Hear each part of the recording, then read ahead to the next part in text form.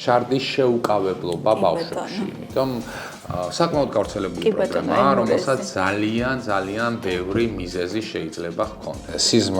სიზმარში ძალიან მინდა მოშარდვა. პატარაობაში აი ესეთი სიზმარში შეიძლება გაგეპაროს. კი ბატონო.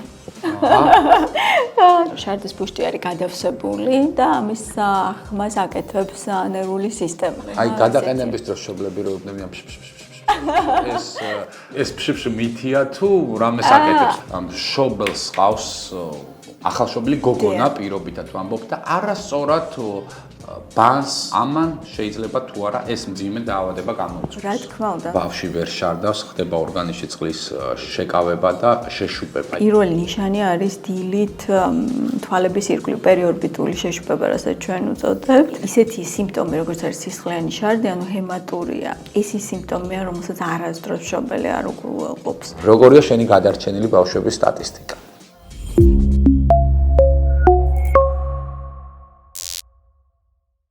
გამარჯობა, ეთერშია ჩვენი პოდკასტი ექიმი მიკროფონთან და მე მინდა დღეს დიდი სიამოვნებით წარმოგიდგინოთ მურმანიაშვილის სახელობის ბავშვთა ცენტრალური საავადმყოფოს ურონეფროლოგიის დეპარტამენტის ხელმძღვანელი თიკო დავითაია, რომელთან ძალიან საინტერესო საუბარი გვექნება დღეს, ვიდრე ამ საუბრის მოსმენაც დაიწყებთ, მანამდე მინდა გთხოვოთ რომ გამოიწეროთ ჩვენი YouTube-ის არხი, მოიწონოთ ეს ჩვენთვის კიდევ ერთხელ გამომეორდები რომ არის ძალიან დიდი мотиваცია, იმიტომ რომ რაც უფრო მეტი მიმდევარი ეყოლება ჩვენს გვერდს, უფრო მეტ საინტერესო კონტენტ შემოგთავაზებთ. ბავშვთა ურონეფროლოგიურ პრობლემებზე ვისაუბრებთ დღეს და ზოგადად ამ დარგის სხვადასხვა მიმართულებაზე და ვფიქრობ ძალიან ბევრ მშობელს დაინტერესებს ეს ყველაფერი. თიკო, მოგესალმები, დიდი მადლობა რომ ხარ დღეს ჩვენთან ერთად და ვფიქრობ საინტერესო საუბარი გველოდება, ხო? მოგესალმები, გიორგი, დიდი მადლობა. ძალიან მიხარია რომ შენი სტუმარი ვარ.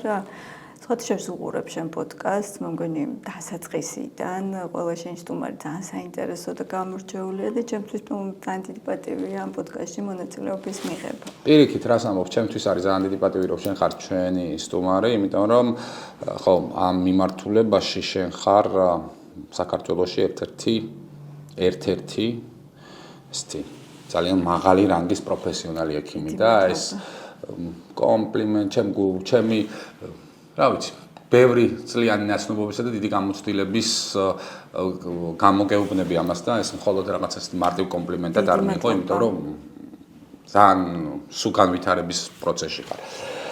მოდი თავიდან ვიდრე საუბარს დავიწყებთ, მე მინდა ერთი პატარა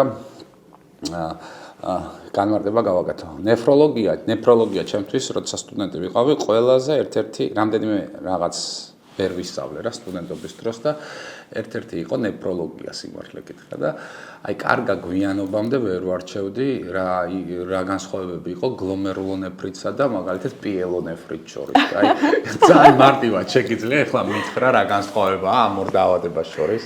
კი ბატონო, მართლაც ერთი საინტერესო სახელია, მეც მთელი ჩემი ბავშვობა მესმოდა გლომერულონეფრიტი და ეს თვითონ ეს სიტყვა ძალიან რთული იყო ჩემთვის და ეჩემით ბავშვთა ნეფროლოგია არის და მახსოვს რომ როდესაც ძალიან პატარა ვიყავი წერდა წიგს ქალბატონ მერიგელოვანთან ერთად.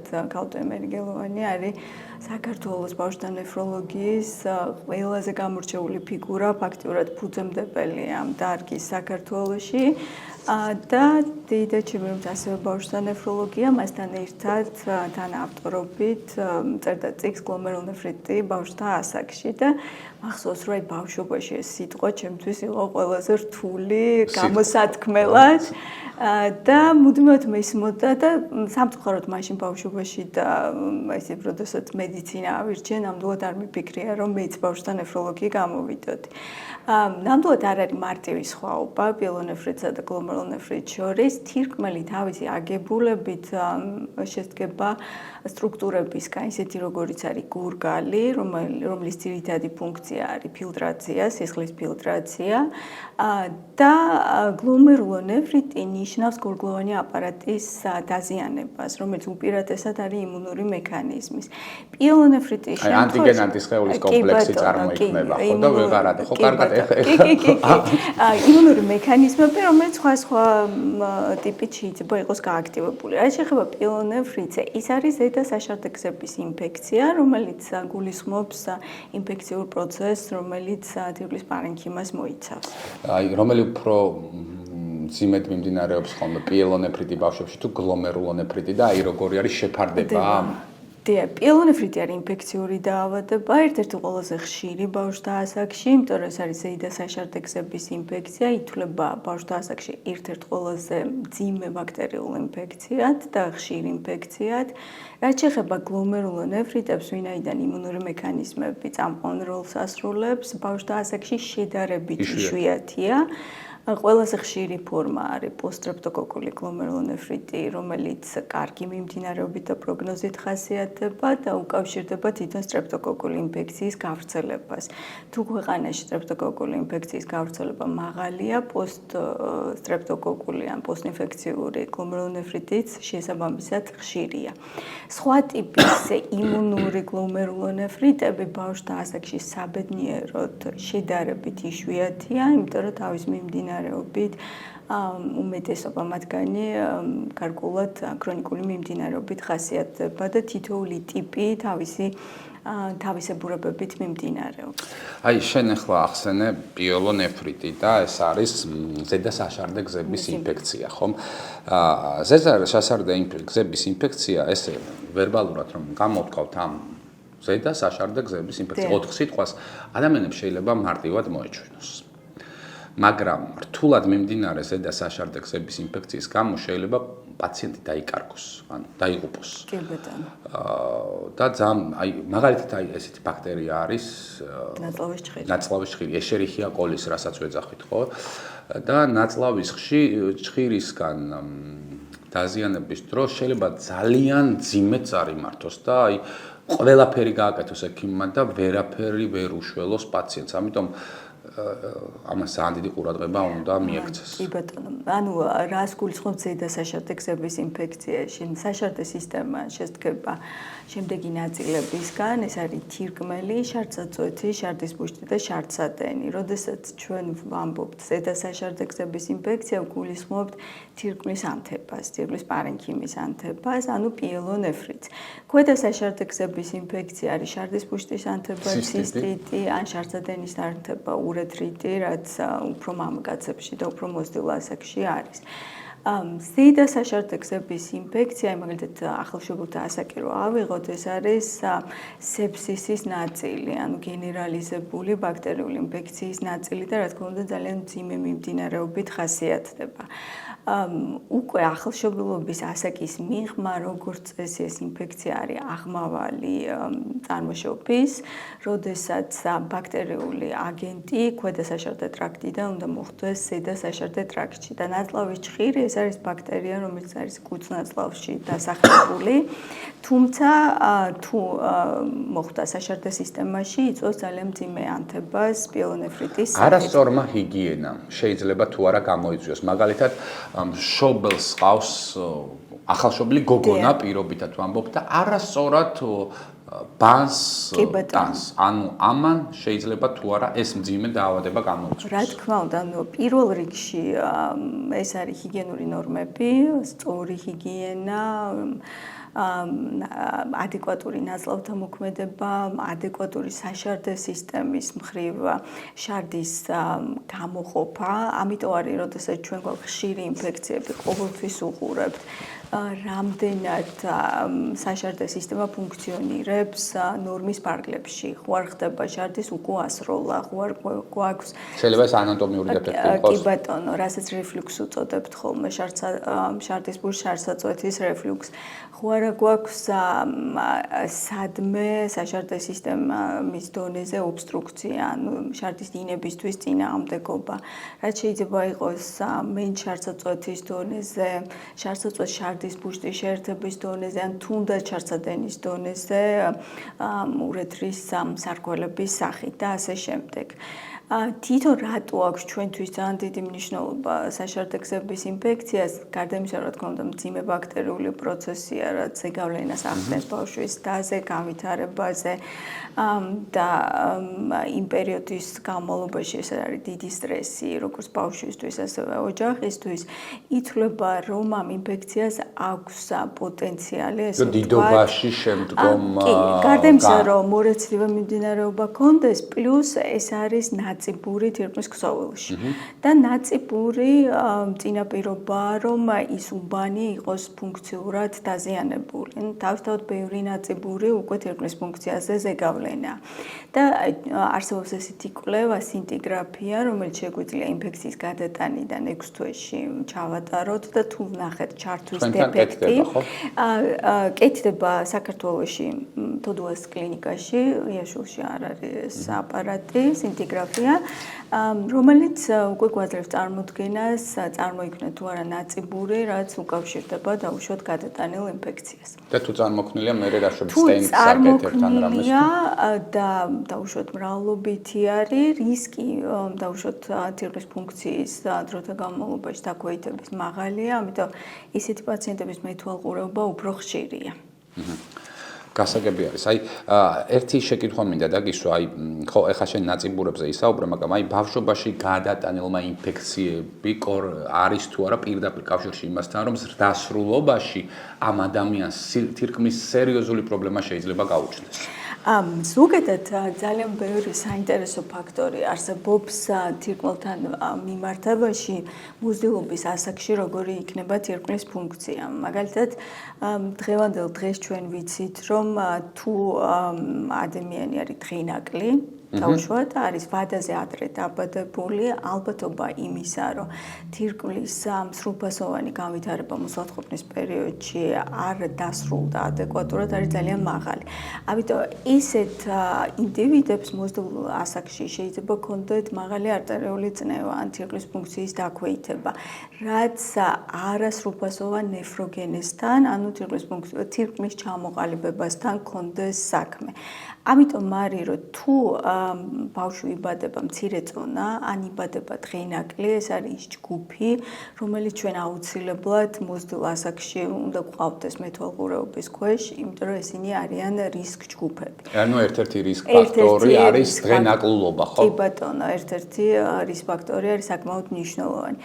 ისევე როგორც ზოგადად ძალიან ბევრი თირკმლის დაავადება, რომელიც საბოლოოდ უკმარისობით ვლინდება თირკმლის ფუნქციის დარღვევით. ძალიან ხშირად მინიმალური სიმპტომებით შეიძლება გამოვლინდეს და თუ მოზრდილებში, მაგალითად თირკმლის ქრონიკული უკმარისობის ყველაზე ხშირი მიზეზი არის დიაბეტური ნეფროპათია, ბავშვებში არის განვითარების ანომალიები. რას ნიშნავს განვითარების ანომალიები? ეს ნიშნავს მაგალითად ეს შეიძლება იყოს ჰიპოპლაზური თირკმელი, ან როცა თირკმლის ზომა სტანდარტულ ასაკთან შედარებით 2 სტანდარტული გადახრით ნაკლებია, ეს შესაბამისად ფუნქციურად არასრულფასოვანია. ის შეიძლება იყოს ცალმხრივი, შეიძლება იყოს ორმხრივი. როდესაც ჩვენ გვაქვს სხვადასხვა ტიპის, მაგალითად შეზრდის ანომალიები, როგორც არის ნალისებური თირკმელი, გაორებული თირკმელი, ექტოპური, ჰიპოპლაზური, ან აგენეზი, ანუ ან ცისტური დისპლაზია. ჰიპოპლაზია რო ახსენე, ჰიპერპლაზიაც იქნება ალბათ, თუ არა ხომ? ჰიპერპლაზია შეიძლება იყოს, ან თირკმლის ზომაში მატება შეიძლება იყოს კომპენსატორული, რიგ შემთხვევაში შეიძლება იყოს ზომაში მომატებული სხვა სტრუქტურების გამო. მაგალითად, პოლიცისტური თირკმლის შემთხვევაში თირკმლის ზომა 4 სტანდარტული გადახრით მეტია ასაკობრივ ნორმასთან. და ეს თირკმელიც ფუნქციურად პოლიცისტურ თირკმელზე თუ ვსაუბრობთ, ფორმას გააჩნია, მაგრამ ფუნქციურად დროთა განმავლობაში ეს მოკლედ, ანუ ბავშვებში, ანუ რომ შევჯერდეთ, უფრო მეტად ეს არის ანატომიური ანომალიები, რომელიც იწვევენ ქრონიკულ უკმარისობას. ქრონიკული უკმარისობაც რომ განმარტოთ რა არის, ანუ ყველა ქრონიკული უკმარისობის დროს გვესაჭიროება ხელოვნური თირკმლის აპარატზე გადასვლა. თუ რა არის ის კრიტერიუმი, რომელიც უნდა გავითვალისწინოთ, რომ აქ უკვე დიალიზის გარეშე ვეღარ გამოვალთ. კი ბატონო, რას ნიშნავს თირკმლის ქრონიკული უკმარისობა? იგულისხმება, რომ თირკმლის ფუნქცია არის შეუქცევადად დარღვეული. რა არის თირკმლის ფუნქციები? თირკმლის ფუნქცია ყველაზე მნიშვნელოვანი ეს არის ნივთიერებათა ცვლის ნარჩენი პროდუქტების გამოყოფა. გაზები. ეს არის გაზების და ელექტროლიტური ცვლის რეგულირება, ეს არის წნევის რეგულირება და რა თქმა უნდა ჭარბის სითხის ორგანიზმიდან მოცილება. გარდა ამისა, თირკმელს გააჩნია ძალიან მნიშვნელოვანი სეკრეტორული ფუნქციები, ძალიან მნიშვნელოვანი ჰორმონებს და ვაზოაქტიური ნივთიერებების სინთეზს უზრუნველყოფს. მათ შორის არის დაუშვათ ერითროპოეტინის სინთეზი, რაც ნორმალურ ჰემოგლობინს უზრუნველყოფს ორგანიზმში, ან ის წარმოადგენს D ვიტამინის გარდაქმნის საბოლოო გზას. აქედან გამომდინარე, თუ თირკმლის ფუნქცია დარღვეულია, ეს ნიშნავს, რომ შარდის გამოყოფა იქნება შემცირებული, ან საერთოდ არ იქნება. ან არსებობს თირკმლის უკმარისობის ფორმები, როდესაც პირიქით ბევრი შარდი გამოიყოფა და ეს კონცენტრაციული დეფექტია და თირკმელს არ აქვს კონცენტრირების უნარი. გარდა ამისა, ეს ნიშნავს იმას, რომ პაციენტი შეიძლება იყოს შეშუპებული, ქონდეს მაღალი არტერიული წნევა, ქონდეს ელექტროლიტური დისბალანსი და სიცოცხლისთვის საშიში ჰიპერკალემია, რაც განსაკუთრებით საშიშია, რა თქმა უნდა. და რა თქმა უნდა იქნება დაბალი ჰემოგლობინი, რაც თირკმლის ფუნქციასთან იქნება კავშირში და D ვიტამინის და ცვლების განვითარება იქნება დარღვეული. აქედან გამომდინარე ძალიან მნიშვნელოვანია და დარგის მთელი ფოკუსი არის თირკმლის დაავადებების ადრეული გამოვლენა, მართვა და პრედიალიზამდე მაქსიმალურად მდგომარეობის გახანგრძლივება და ვისარგებლებ მდგომარეობით ვიტყვი, რომ 12 მარტი არის თირკმლის მსოფლიო დღე. ეს არის დღე, როდესაც მსოფლიო აღნიშნავს თირკმლის დაავადებებს, მათ ადრეულ ამოცნობას, პრევენციას და ყოველ წელს აქ თავისი სლოგანი გააჩნია ამ დღეს და მსოფლიოს ყველა ბავშვთა თუ მოზრდილთა ნევროლოგები ცდილობენ, რომ გარკვეული აქტივობა წელს იაშვილის კლინიკას გვაქვს დაგეგმილი ძალიან ბევრი აქტივობა, ეს იქნება გარკვეული საინფორმაციოც, იქნება ბავშვთა ნევროლოგების უფასო კონსულტაციები, გვექნება საჩუქრები, როგორც ამბულატორიულ სექტორში, ასევე სტაციონარში არსებული პაციენტებისთვის და ჩვენი მიზანია თირკმლის დაავადებების ცნობადობის ამაღლება, ადრეული გამოვლენა და მართვა.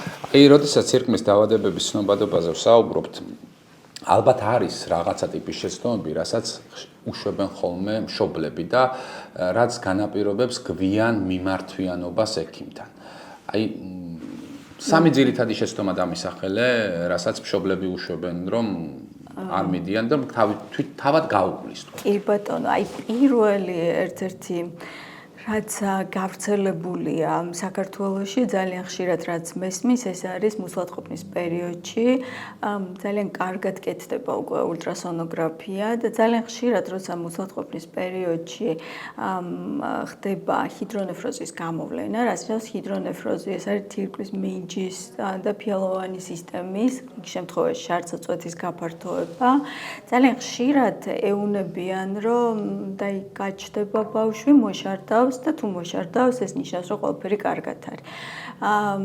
ეს ყოველთვის ამას არ ნიშნავს, მხოლოდ მოშარდვა არ განსაზღვრავს, რომ ჰიდრონეფროზი პოსტნატალურად აღარ გამოვლინდება. ძალიან მნიშვნელოვანია, რომ დაბადებიდან გარკვეული პერიოდის მერე საკონტროლო ულტრასონოგრაფია გაკეთდეს და დადასტურდეს ან გამოირიცხოს პოსტნატალურად ან დაბადების შემდგომ ჰიდრონეფროზის არსება. სიმპტომებიდან რას გამოყოფთი, რასაც უგულებელ ყოფენ ხოლმე? სიმპტომებიდან ერთ-ერთი მნიშვნელოვანი სიმპტომი არის ხოლმე დაუშვათ განვითარების შეფერხება, ფიზიკური განვითარების შეფერხება, რაც აუცილებლად მოითხოვს პედიატრის კუთხით, რომ არა მარტო დაუშვათ კვებით სტატუსი შეაფასოს, არამედ ეძიოს ნუტრიციოლოგიური პრობლემები. შინაგანი ორგანოების მხრივ ხო არ არის რაიმე პათოლოგია. ასევე ვიტყოდი, რომ პოლიურია პოლიდიფსია, ანუ როდესაც დიდი რაოდენობით წყალს სვავს ან შარდავს ბავშვი, ესეც შეიძლება გარკვეულწილად ცირკმის კონცენტრაციულ ფუნქციის დარღვევასთან იყოს კავშირში და ხშირად ეს ინათლება, რომ უბრალოდ ბავშვს წყალი უყვარს. და გვაქვს ხოლმე ესეთი შემთხვევები, როდესაც მშობელმა იცის, რომ ბავშვს აქვს ცირკმის პათოლოგია, მაგრამ თვითონ იმდენად ღელავს ამ პრობლემაზე, რომ რაღაცნაირად ცდილობს ან გადავადებას ამ კონსულტაციების, ან უფრო ისეთი მსუბუქი ინფორმაციის მიღება. სამწუხაროდ ესეც არის ხოლმე საქართველოში გარკვეულად თავდაცვის მექანიზმი, რომელიც ბავშვს აზიანებს. კი, გეთანხმებით. აი, თიკო, ჩვენ ჩამოვთვალეთ რამდენიმე სიმპტომი, ხომ, რამდენიმე ჩივილი, რასაც უნდა მიაქციონ მშობლებმა ყურადღება. შორის ერთ-ერთი იყო, რომ თქვათ ბავშვი ვერ შარდავს, ხდება ორგანიზმში წყლის შეკავება და შეშუპება. აი, შენს კლინიკურ პრაქტიკაში აი ეს შეშუპებული ბავშვი რამხელა გინახავს, აი თუ შეგიძლია რომ გითხრა, აი როგორი შესახედია, აი ეს მძიმედ მიმდინარე ფორმის და შეშუპებული ბავშვი. არსებობს თირკმლის დაავადებები, რომელთა დროს ესეთი ეტაპობრივად ხდება შეშუპება და პირველი ნიშანი არის დილით თვალების ირგვლივ პერიორბიტული შეშუპება, რასაც ჩვენ უწოდებთ. მშობელი ამჩნევს ამას, თუმცა დღის განმავლობაში ხდება გადანაწილება და შეიძლება ეს ნაკლებად შეამჩნიოს მშობელმა.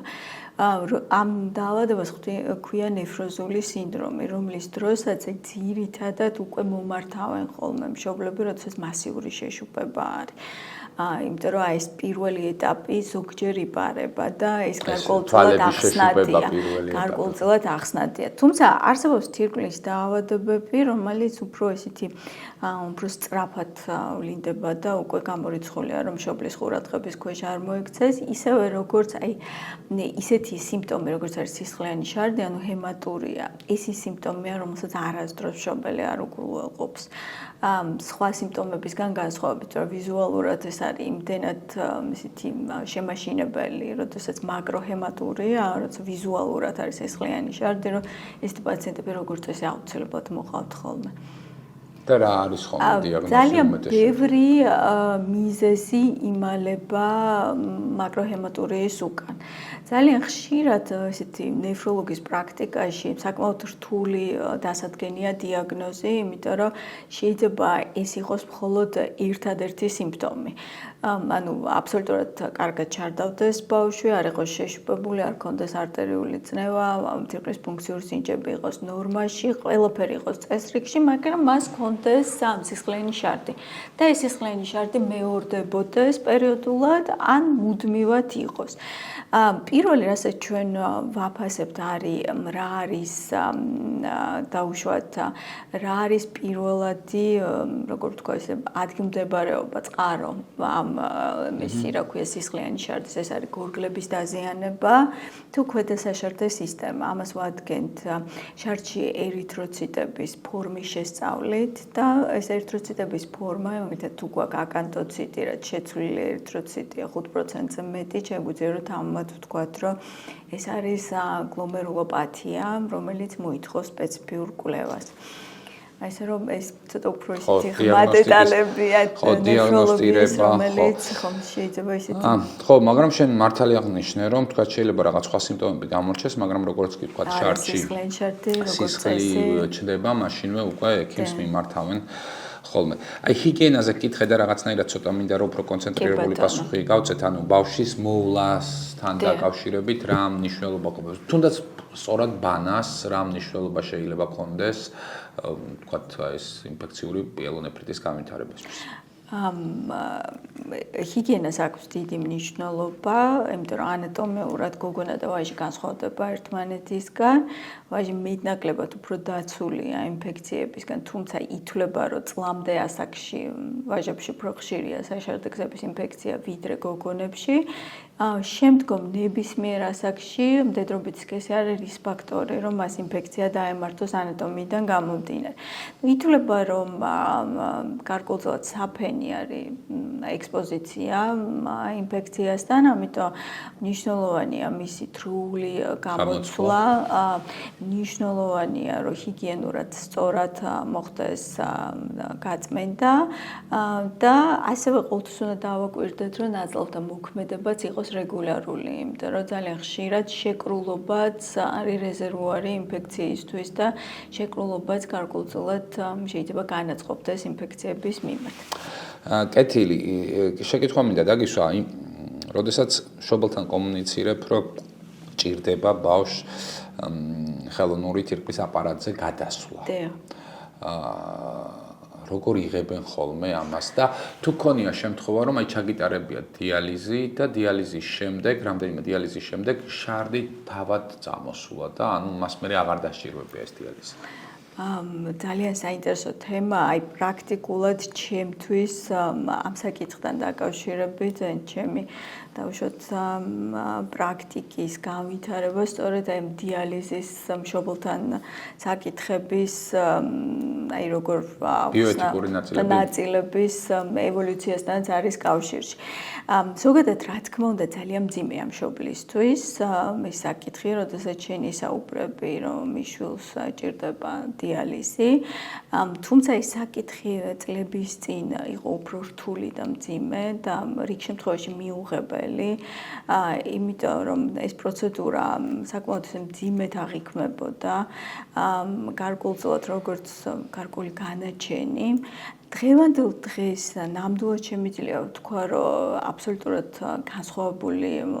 განსხვავებულად იღებენ მშობლები, უფრო ვუკავშირებ იმ ფაქტს, რომ ეს უფრო მეტად ცნობილია საზოგადოებაში.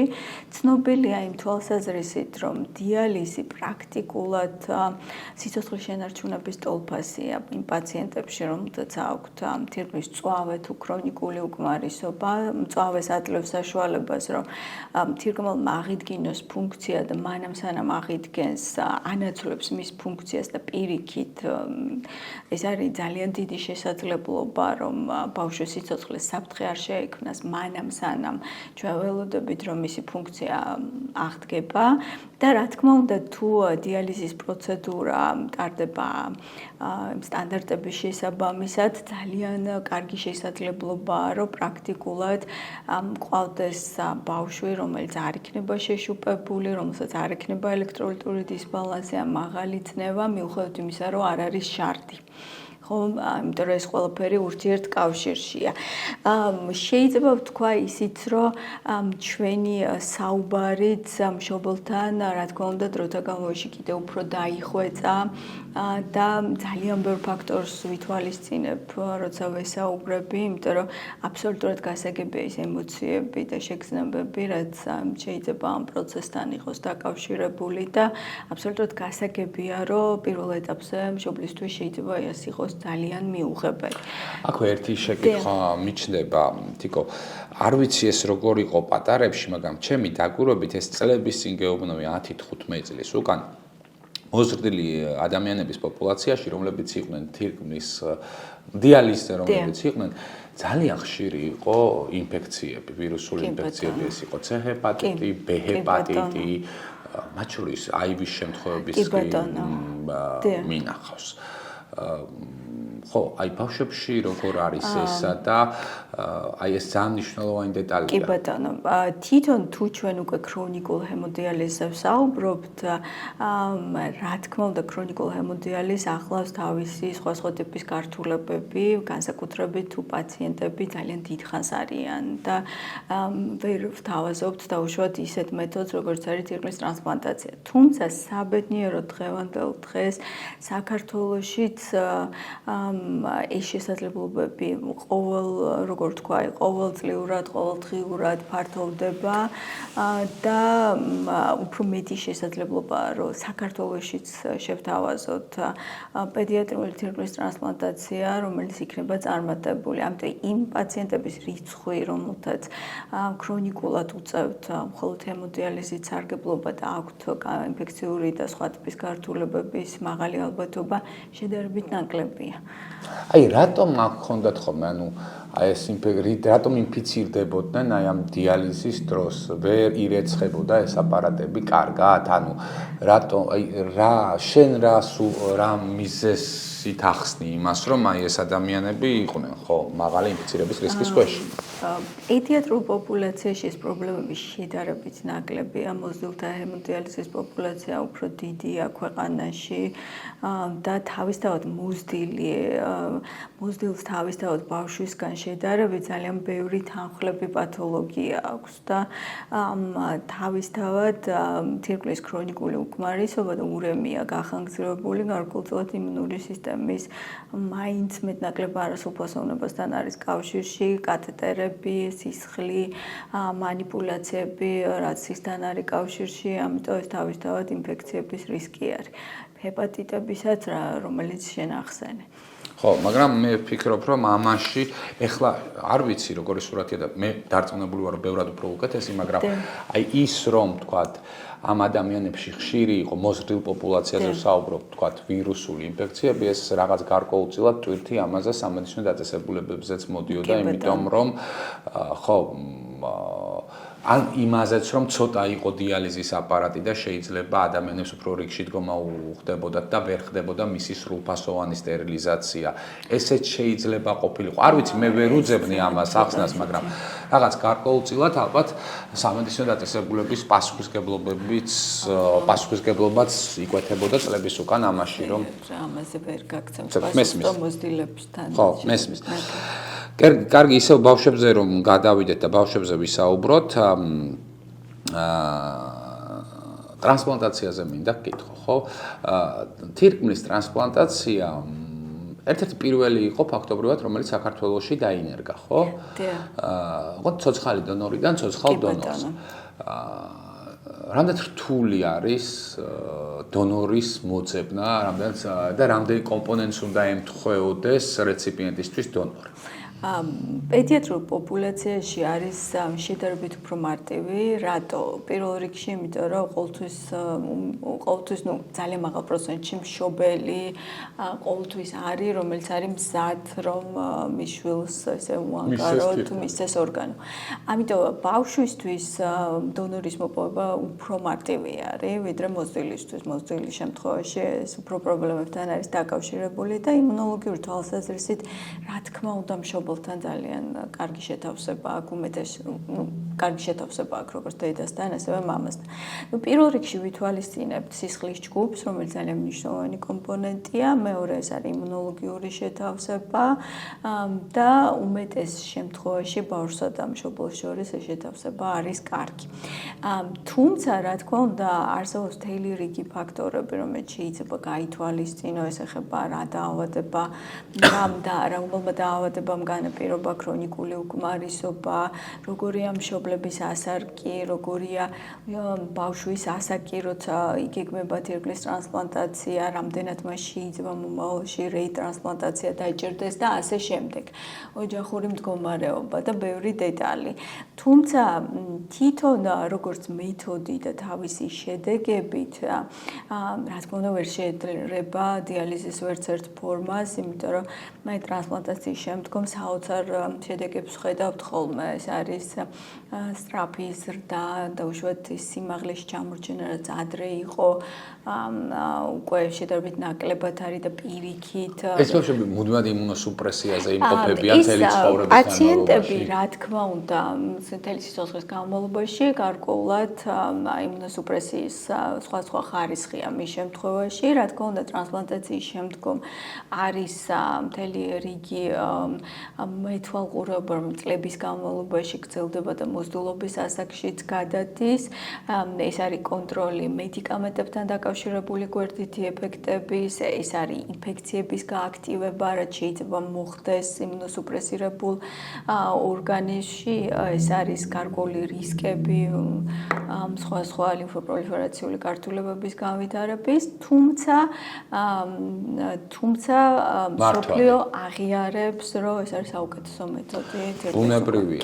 და აქვე აქვე ერთი კითხვა მიჩნდება შენთან მოცილებული თირკმელი გინახავს შენს პრაქტიკაში გადაუნერგავთ და მოუცილებია კი მინახავს მე ვერ ვიტყვი თირკმლის ტრანსპლანტაციაში მე ძალიან დიდი გამოცდილება მაქვს თუმცა კი მინახია ესეთი პაციენტი და იაშვილის კლინიკა ჩვენ ვიწყებთ ახლა კიდევ ახალ ეტაპს თირკმლის ტრანსპლანტაციების კუთხით და ძალიან მიხარია რომ ესეთი მულტიპროფილური პედიატრიული კლინიკა სადაც იქნება შესაძლებელი რომ პოლიპროფილურად ყველა საჭიროება ამ პაციენტების დაიფაროს ძალიან აქტიურად ჩაერთვება ამ პროცესში და რა თქმა უნდა დროთა განმავლობაში მოიპოვებს ესე როგორც ეძახიან მნიშვნელოვან ექსპერტიზას ამ დარგში გვამურ დონაციაზე რა აზრის ხარეა ჩვენ ქვეყანაში ეს იკრძალება ჩემი აზრია რომ ძალიან ცუდია ეს რომ არ გვაქვს გვამური დონაცია და შენ რას ფიქრობ გეთანხმები და მგონია რომ დროთა განმავლობაში ეს საკითხიც აუცილებლად მეტი მიმღებლობა გვექნება ქვეყანას ამის მიმართ და ესეც დაინერგება იმიტომ რომ თვითონ მედიცინა პროგრესირებს მუდმივად და ჩვენთვის მნიშვნელოვანია რომ ფეხი ვადევნოთ მას და ეს უკვე ნაწილია ამ დარგის წლებია ეს დაწყებულია ძალიან კარგად არის განვითარებული რიგ ჩვენ მეზობელ ქვეყნებში ბელორუსიაში განსაკუთრებით და ძალიან მნიშვნელოვანია რომ დროთა განმავლობაში შენი პაციენტები რომელსაც ქრონიკული თირკმლის უკმარისობა აქვს მათგან რამდენი პროცენტი მიდის ტრანსპლანტაციამდე ყველა ხომ ვერ შეძლებს რომ ჩაიტაროს ტრანსპლანტაცია თუ აი როგორ არის ეს ძალიან მაღალი პროცენტი მიდის თირკმლის ტრანსპლანტაციამდე დღევანდელ დღეს თუ წარსულში ეს შედარებით ნაკლებად იყო ხელმისაწვდომი ან შესაძლებელი იყო მხოლოდ საზღვარგარეთ და სამწუხაროდ იძულებული იყვნენ ხოლმე რომ ოჯახები წასულიყვნენ იმედი მაქვს რომ დროთა განმავლობაში ეს საკითხი საერთოდ აღარ იქნება და ქვეყანაში ექნებათ მათ შესაძლებლობა რომ ეს სრულფასოვანი მომსახურება ჩაიტარონ რასაც ახლა ეძებენ დაუშვათ საზღვარგარეთ და შენ ტრანსპლანტაციის შემდგომ პერიოდსაც მართავ ხო? დიახ. კიდევ ერთ თემას მინდა შევეხო, ეს არის შარდის შეუკავებლობა ბავშვებში. იმიტომ საკმაოდ გავრცელებული პრობლემაა, რომელსაც ძალიან ბევრი მიზეზი შეიძლება ჰქონდეს, ხო? და როცა მიზეზებზე ვსაუბრობთ, ამის მთავარი მიზეზი მაინც ეს შეიძლება იყოს ფსიქოგენური ფაქტორები თუ რამ უფრო ხშირად სხვა მიზეზები. არჩევენ დღის სიმპტომებს და არჩევენ ღამის სიმპტომებს. არსებობს ესეთი უფრო ძველი ტერმინი იყო დღის ენურეზი, ღამის ენურეზი. რა თქმა უნდა, სხვა მიზეზებთან არის ხოლმე დაკავშირებული. პირველ რიგში, როგორც ნეფროლოგი ვალდებული ვართ ხოლმე, რომ გამოვრიცხოთ ხომ არ არის თირკმლის ორგანული პათოლოგია, ან რომელიმე ისეთი პათოლოგია, რომელიც განაწყობს დიდი რაოდენობით შარდის წარმოქმნისკენ, თუნდაც უშაქრო დიაბეტი, რის გამოც დიდი რაოდენობით შარდის გამოყოფა ხდება. აუცილებლად ასევე ვაფასებთ ხოლმე თირკმლის ფუნქციას, ანატომიურად ხომ არის ყველაფერი წესრიგში და თუ ჩვენ უკვე ვწმუნდებით, რომ ორგანული პათოლოგია არა გვაქვს და დაუშვათ გვაქვს ღამის ენურეზი, აუცილებლად აქაც პირველ რიგში გვაქვს ესეთი მოწოდებული კალენდარი, რომელიც უნდა შეივსოს, რათა მივხვდეთ, რასთან გვაქვს საქმე. ეს არის დაუშვათ ღამე შარდის დიდი რაოდენობის წარმოქმნასთან, რაც დაუშვათ ანტიდიურეზულ ჰორმონს უკავშირდება. თუ ეს არის დაუშვათ შარდის ბუშტის თავისებურებებთან დაკავშირებული. ძალიან ხშირად ენურეზის მართვა ეს არის ჩვევების მოწესრიგება, ეს არის თავდაპირველად ესეთი მაღვიძარა სისტემები, ყველაფერი ეს მაინც მეტნაკლებად ნერვულ სისტემაზე, ამ რეფლექსის ჩამოყალიბებას უწყობს ხელს. არის ფსიქოლოგიური სამსახურები, რომელიც მუშაობს და შედეგები კარგი აქვთ და უმეტეს შემთხვევაში ასაკთან ერთად პროცენტული მაჩვენებელი ღამის ენურეზის პაციენტებში მცირდება და პრობლემა უმეტეს შემთხვევაში არის ხოლმე გადალახვა. სქესის მიხედვით თუ აქვს განსხვავება, ბიჭებში უფრო მარტივად ხდება ამ პრობლემის გადალახვა თუ გოგოებში? სქესის შემთხვევაში გაჩნია რა პრობლემას უკავშირდება უშუალოდ ეს, რამდენად ეს ფსიქოლოგიური პრობლემა, ცოტა რთული კითხვაა ჩემთვის. ძალიან დიდი მნიშვნელობა აქვს და ცოტა რთულია ამ საკითხის მართვაში. პრაქტიკულად ოჯახის ჩართულობა არის ძალიან მნიშვნელოვანი, იმიტომ რომ თვითონ ღამის ენურეზი დიდზე გავლენას ახდენს არა მარტო ბავშვს, არამედ ოჯახის წევრებზე, იმიტომ რომ ისინი იძულებულები არიან რიგ შემთხვევაში, რომ გააღვიძონ ღამე, დაუშვათ იგივე ფსიქოლოგიური თვალსაზრისით მხარდაჭერა გამოხატონ, ეს უმეტეს შემთხვევაში სწორი ტაქტიკა არის პოზიტიური წახალისება. და ამას მთელი თავისი სქემა აქვს თუ როგორ უნდა ხდება. ერთი რაღაცა მინდა გითხრა, ეხა სიზმრებთან დაკავშირებით, აი მაგალითად არ ვიცი ხა ჩვენ მაყურებელსაც ალბათ უნახავს, მე მინახავს ესეთი სიზმარი, რომ როდესაც სიზმარში ძალიან მინდა მოშარდვა. კი. და ძალიან გინდა და არ დგები და არ გინდა რომ და აი რაღაცა შეიძლება რაღაცა პატარაობაში აი ესეთი სიზმარში შეიძლება გაგეპაროს. კი ბატონო. დიახ. ხო, შეიძლება იყოს მართლა ქვეცნობიერად დაკავშირებული იმასთან, რომ შარდის ბუშტი არის გადავსებული და ამის ხმას აკეთებს ნერვული სისტემა. ამ დროს ესეთი პასიური რეფლექსი შეიძლება გავითარდეს დაუშვათ დამცველობითი, რომ გადატვირთულმა შარდის ბუშტმა დაუშვათ შარდის გარკვეული ნაწილი აისროლოს და ეს ცოტა ამ შეგრძნების მოშვებას ხო, სიზმარშიც მაგ მომენტში შარდავ და შეიძლება აი ესეთი სიზმარი მინახავს. ეს ძალიან საინტერესო რა თვალსაზრისით ღამის ენურეზით ბავშვებს როგორც წესი აქვს ძალიან ღრმა ძილი. როგორც წესი მათი ერთ-ერთი მნიშვნელოვანი პრობლემა არის ღრმა ძილი. რომ არ ქონდათ ესეთი ღრმა ძილი, ეს სიგნალი მათ აიძულებდა, რომ დაუშვათ წამოდგნენ, ადგნენ და მოშარდონ. და ძალიან ხშირად, როცა ჩვენ ამ კალენდარს ვადგენთ, ხოლმე ერთ-ერთი კითხვარი გვაქვს, რომ აი შობილს რომ მიყავს მოსაშარდად ღამე, იღვიძებს თუ არა და ძალიან მაღალ პროცენტში არ იღვიძებენ, იმიტომ რომ ეს ღრმა ძილის პრობლემა აი გადაყენების დროს შობლები რო უბნებიან ეს რამე ეფექტი აქვს თუ ეს რაღაცა ის არის მითია ეს მითია თუ რამე საკეთებს მართლა არ ვიცი ამაზე ვერ გაგცემთ პასუხს ზოგადად ჩვენი რჩევა რომ დღის მეორე ნახევარში საკვები არ იყოს ძალიან ნოყიერი რომ მან არ შეუწყოს ხელი დიდი რაოდენობით ჩარდის წარმოქმნას სითხეც უნდა იყოს ბოლო კვების ბოლოს შედარებით მცირე აუცილებლად უნდა მოშარდოს წილის წინ და ალარმ სისტემების თვითონ დანიშნულება ის არის რომ როგორც კი სველდება საცვალი მაღვიძარა ირთვება და ეს უკვე მის ტვინში აყალიბებს შემდგომში რომ მაინამ სანამ მაღვიძარა ჩაირთვება ის იღვიძებს და ალარმ სისტემებს ყველაზე ისეთი იყიდება აქ საქართველოშიც სამწუხაროდ ამ ეტაპზე ერთად არის გამოწერით ხო ჩვენ ბევრ რაღაცაზე ვისაუბრეთ და მე ასევე მინდა შარდის შეკავებაზე გელაპარაკო შეუკავებლობაზე ვისაუბრეთ შეკავებაზეც რომ ანუ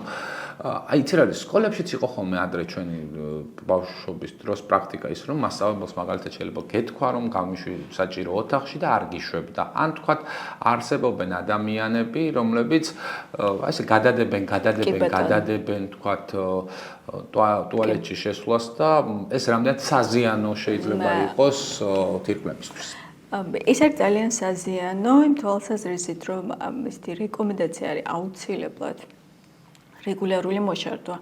ყოველ 2-3 საათში ერთხელ ძალიან ხშირად გოგონებს უყვართ ეს შარდის შეკავება და აქედან გამომდინარე ძალიან ხშირად ინფექციები ცისტიტის სახით გოგონებს აქვთ. ამიტომ პრაქტიკულად შარდის დაყოვნება ხანგრძლივად, რა თქმა უნდა, ანატომიურად დატვირთვა არის შარდის ბუშტისთვისაც და ინფექციის წყაროც არის. ამიტომ ძალიან მნიშვნელოვანია რომ ჩვევა იყოს რეგულარული მოშარდვა. ეს არის ინფექციების პრევენციის ერთ-ერთი ყველაზე მკაცრი რეკომენდაცია სითხის მიღება, წყლის და რეგულარული მოშარდვა. შენს კლინიკურ პრაქტიკაში ყველაზე დიდი კრეატინინი რამდენი გინახავს? ჩემს კლინიკურ პრაქტიკაში მინახავს 20 კრეატინინი და 22-იც. ნორმა ბავშვისთვის არის 0,6-დან 0,8-მდე. და ეს ბავშვები როგორ არიან ახლა? ის ბავშვები კარგად არიან. თუმცა ეს არის საოცარი მონაცემები, რომელიც მქონია შემთხვევა, როდესაც დაურეკიათ და უთქვიათ, რომ ეს მაჩვენებელია და ეჭვი ნამდვილად მთელ ჩვენს გუნდს ეჭვი შეგვარულია, რომ შესაძლებელია, რომ ამ მონაცემით ცოცხალი იყოს. მე იწყება ძალიან რთული პროცესი, იცით როგორ არის? ძალიან ხშირად ბავშვს აქვს საოცარი შესაძლებლობები, ურემია რიგ შემთხვევაში, ძალიან ღრმა ურემია აიტანოს. თუმცა როგორც კი იწყებ დიალიზს და იწყებ ძალიან ნელ წმენდას იწყებ, იმიტომ რომ ის ქსოვილების, ესე ვთქვათ, გაჯერება ამ ურემიული პროდუქტებისგან უნდა მოხდეს ძალიან ნელა მისგან განთავისუფლება, რომ არ მოხდეს მეორადად თუნდაც ტვინზე მეორად იცვლილებები, რაც შეიძლება გულყრებით და ასე შემდეგ გამოვლინდეს და მშობელს ეგონოს, რომ აი მანამდე რა კარგად იყო, არაფერი არ აწუხებდა, დარბოდა და აი დავიწყეთ დიალიზი და გართულებები დაგვეწყო. რეალურად გვინახია ესეთი უმძიმესი პაციენტები, 12, 13, 14 კრეატინით, რომელიც თითქოს კარგად იყო, მაგრამ რეალურად ძალიან ღრმა უკმარისობა იყო. ამას უფრო წლების წინ ვხედავდით, ეხლა ძალიან მიხარია, რომ მომართვიანობამ ნამდვილად შეიცვალა და თვითონ დიალიზის მიმართ დამოკიდებულება შეიცვალა და უფრო დადებითად უყურებენ, ისევე როგორც რაც ყველაზე მნიშვნელოვანია, ცდილობენ, რომ მანამ სანამ ბავშვს დაჭირდება დიალიზი, პრედიალიზში დაიგეგმოს დიაგნოზის ტრანსპლანტაცია. თიკო, მე წლების წინ ძალიან შეიძლება ერთი 7-8 წლის უკან შენთან კლინიკაში, შენს განყოფილებაში გავიცანი პაციენტი, რომელიც იყო უმძიმესი და რომელსაც გადარჩენის შანსი არ ჰქონდა. რაღაც ვიდეოც გადავიღეთ თუ მახსოვს. ესე მახსოვს. ხო, აი უმძიმესი თირკმლის უკმარისობიდან და დიალიზიდანაც მოიხსნა მერე და თვითონ აღადგინა. შეიძლება შენ აღარ გახსოვდეს, მაგრამ იმ ბავშვს მაშინ მთელი, აი ვინც კი ვიცოდით იმ ბავშვის შესახებ, ბრეკავდით როგორ არის, რანაირად არის და გადარჩა, ხო? აი როგორია შენი გადარჩენილი ბავშვების სტატისტიკა? ზოგადად მედიცინაც და ცხოვრებაც არის არაპროგნოზირებადი. არის შემთხვევები უმძიმესი პაციენტი, რომელიც აბსოლუტურად შეიძლება გამოჯამრთელდეს და ძალიან დიდი რეზერვი მოგცეს თირკმლის ფუნქციის, რომლის იმედი ნამდვილად არ ქონდა და არის შედარებით თითქოს და მსუბუქი პაციენტი, რომელიც შეიძლება დინამიკაში ძალიან დამძიმდეს. ამიტომ ექიმი წინასწარ ვერასდროს ვერ იტყვი, როგორ განვითარდება მოვლენები, მაგრამ ყოველთვის ჩემ პაციენტებსაც ვეუბნები, რომ ყოველთვის უნდა ვიყოთ პოზიტივისკენ, ყოველთვის უნდა გქონდეს იმედი, რომ აუცილებლად ყველაფერი იქნება ბავშვისთვის სასიკეთოდ და ბავშვის საუკეთესო ინტერესები იქნება დაცული. კეთილი, ბევრ თემაზე მინდოდა შენთან დღეს საუბარი, მაგრამ ვფიქრობ, საინტერესო იქნება ძალიან ბევრი ადამიანისთვის, რომელიც ამ საჩვენს საუბარს მოისმენს და ბოლოს მე მინდა რომ შენ მისცე მშობლებს რჩევა. აი როგორ უნდა მოუფრთხილდეთ ბავშვის შარდსასქესო სისტემას. შარდსასქესო სისტემას. ძალიან მნიშვნელოვანი არის პედიატრთან რეგულარული ვიზიტი. ეს არის პედიატრის პატრონაჟი, რომელიც არის გაწერილი თვეების ან წლების მიხედვით. ეს არის კონტროლი ანალიზების, რომელიც ეკუთვნის ყველა ბავშვს მის განვითარების ეტაპზე და თუ პედიატრი თვლის, რომ ბავშვთან ნეფროლოგი რაღაც ეტაპზე არის საჭირო, აუცილებლად დროულად უნდა მიმართონ. ასევე გავამახვილებთ ყურადღებას იმაზე, რომ ყურადღება უნდა იყოს, რომ ბავშვს ადეკვატურად უნდა ქონდეს წყლის რეჟიმი, სითხეს უნდა იღებდეს ასაკის შესაბამისად, უნდა იყოს რეგულარული მოშარდვა და ჰიგიენური ნორმები დაცული.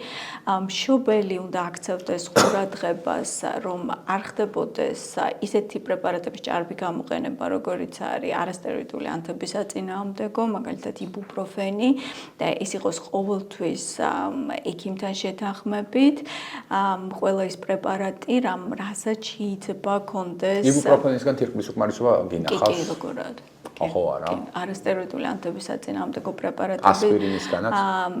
ასპირინისგან ნაკლებად, ასევე გვინახია დაუშვათ დანამატებით, ეგ არის საკუთრებით სპორტსმენების შემთხვევაში, ხო, გამოყენებული, როდესაც სპორტსმენებში, როდესაც ინტერსტიციული თირკმლის დაზიანება ვითარდება. კი, ამიტომ ყველა პრეპარატის ხანგრძლივ გამოყენების შემთხვევაში უნდა იყოს ეს აუცილებლად ექიმთან შეთანხმებული. და უნდა აკონტროლო ალბათ თირკმლის ფუნქცია უნდა კონტროლდებოდეს. დიახ. არა დაასრულე და? კი ბატონო, და თუ ცნობილია, რომ ბავშვი დაიბადა დღეინაკლი ამ მცირე ზონა, ან მას დაბადებამდე გარკვეულად ულტრასონოგრაფია იძლეოდა მინიშნებას თირკმლის შესაძლო პათოლოგიის შემთხვევაში, აუცილებლად უნდა მიმართოს ბავშვთა ნეფროლოგს და იყოს გარკვეული მეტვალღურების ქვეშ. ფიმოზებით ჩვენთან შემოდის? უროლოგებთან. ეგენი უროლოგებთან. კეთილი, თიკო, ძალიან დიდი მადლობა მინდა გადაგიხადო, საინტერესო საუბარი გქონდა და ვფიქრობ, რომ ძალიან ბევრი ადამიანი გაითვალისწინებს შენ რჩევებს და მართლაც მთავარია, რომ რეგულარულად, განსაკუთრებით რისკ ჯგუფებში, რომლებიც იყვნენ დღენაკულები, ხომ, რომლებიც ქრონიკულად რაღაცა ტიპის მედიკამენტს მოიხმარენ, თუ აქვთ შაქრიანი დიაბეტი ბავშვებს და სხვადასხვა ქრონიკული დაავადებები, აუცილებლად ეს თირკმელი არის ერთ-ერთი ჩვენი სასიცოცხლო მართალია წყვილია. მაგრამ ერთი რო ზიანდება, მერე მეორემაც იცის ხოლმე ჩართვა და ის ზიანდება და მოუფრთხილდეთ უნდა ჩვენს თირკმელებს და მე მინდა ძალიან ბევრი გამოჯანმრთელებული პაციენტი გისურვო შენ პირადად და ძალიან ბევრი ადამიანის იმედი ხარ, ახლა რომლებიც გვიყურება. დიდი მადლობა. შეიძლება რომ დავამატო ისე რომ რეკლამად არ ჩამეთვალოს იაშვილის კლინიკის. იაშვილის კლინიკა და ჩვენი განყოფილება ძალიან ბევრს მუშაობს განვითარებაზე, უცხოდ განვითარებაზე და ეს არის ძალიან მნიშვნელოვანი, რომ ექიმი მუდმივად ვითარდებოდეს. ამიტომ მინდა აღვნიშნო, რომ ამ თვალსაზრისით ჩვენს განყოფილებას აქვს კოლაბორაცია ინგლისის, ლონდონის Great Ormond Street ჰოსპიტალთან.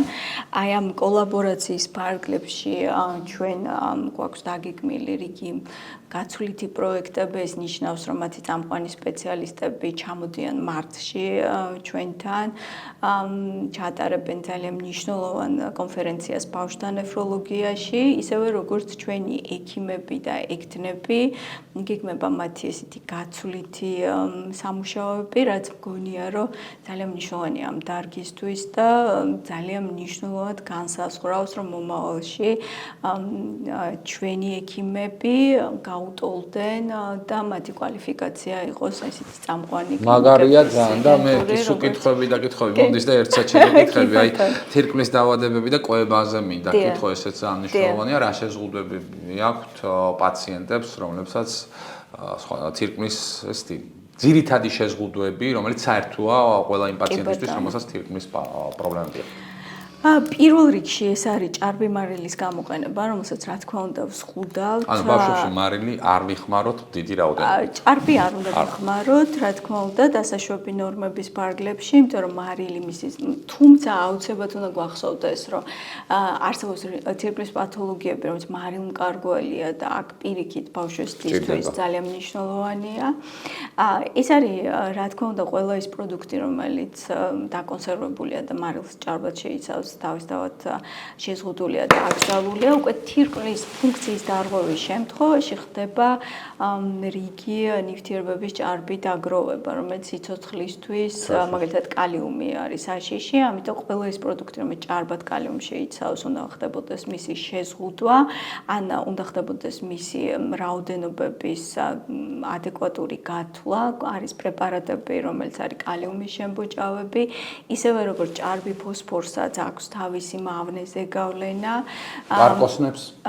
პარკოსნებსაც, ანუ ჩვენ, როდესაც გვაქვს თირკმლის უკმარისობა, იქ უკვე რა პროდუქტს, რა რაოდენობით შეუძლია რომ გამოიყენოს, ეს უკვე ძალიან ესე გათვლა ხდება და თირკმლის დაავადებებთან მიმართებაში ძალიან აქტუალურია ესე ვთქვათ, ნუტრიციოლოგი, renal dietitian ქვია, ეს არის ცალკე სპეციალისტი. ფირფლის დიეტა. კი, რომელიც აი პრაქტიკულად ითვლის ყველა პაციენტის შემთხვევაში კალორიას და ყველა იმ პროდუქტს, რომლის გამოყენება მას შეუძლია. გახსოვს დიეტების მაგიდები რო იყო ხოლმე სანატორიუმში, თირკმელს რომელი მაგიდა ქონდა, ნომერი ხო არ გახსოვს?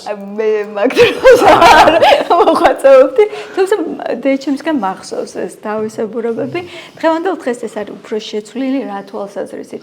არის საქართველოში ნაკლებად, მაგრამ მსოფლიოში არის ძალიან ბევრი პროდუქტი, რომელიც ადაპტირებულია, რომ შეუძლია თირკმლის პათოლოგიით პაციენტმა მიირთვას და ტაქტიკა არის მაქსიმალურად, რომ არ კონდეს ისეთი მკაცრი შეზღუდვები, როგორიც იყო ადრე და მივცეთ მათ სოციუმში აი მაქსიმალურად ადაპტირების შესაძლებლობა. მადლობა თიკო, ახლა ნამდვილად ვასრულებთ უკვე და დიდი მადლობა მინდა გადაგიხადო და ხო, ბევრი გამოჯამრთელებული პაციენტი. ძალიან დიდი მადლობა. პირიქით, მადლობა შენ.